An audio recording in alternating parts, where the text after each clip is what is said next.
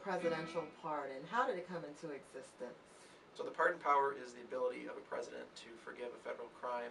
It's in Article 2, Section 2, Clause 1 of the Constitution, and it's something that the framers debated when they decided to replace the Articles of Confederation with the Constitution in the first place.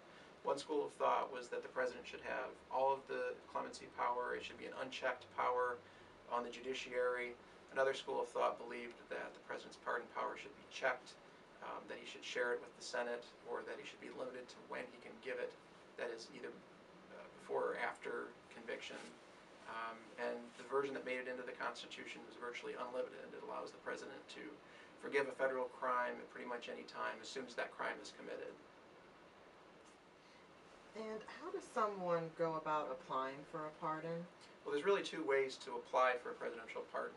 The first way is to go to the pardon attorney's website. The pardon attorney is an official in the Department of Justice, and they have a variety of forms that one can download depending on the type of clemency they're seeking. And once that form is completed and submitted, there is an investigation that can sometimes take years. And at that point, they'll decide whether or not to go ahead with a recommendation to the president for clemency. That's one route. The other route is basically for folks who have money or connections or both, and that route is to go directly to the president or someone close to the president. And in recent years, neither path has been particularly successful. Why should a president have this kind of power to grant clemency?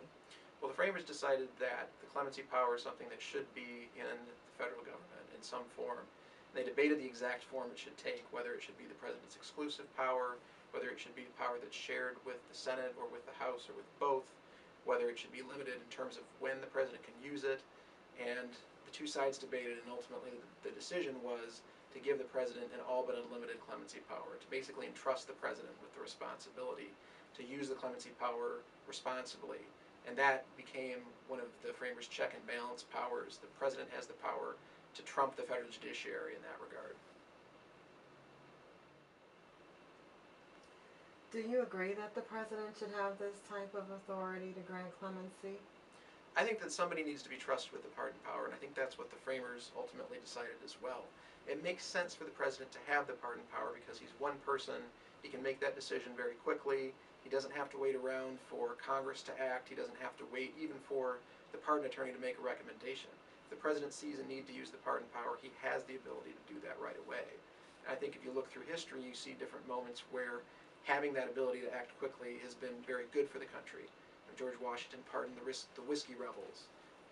There's a number of amnesties after wars. And so I think presidents historically have generally used the clemency power in such circumstances for the public welfare, to put down rebellions and to try to, help tranquility reign.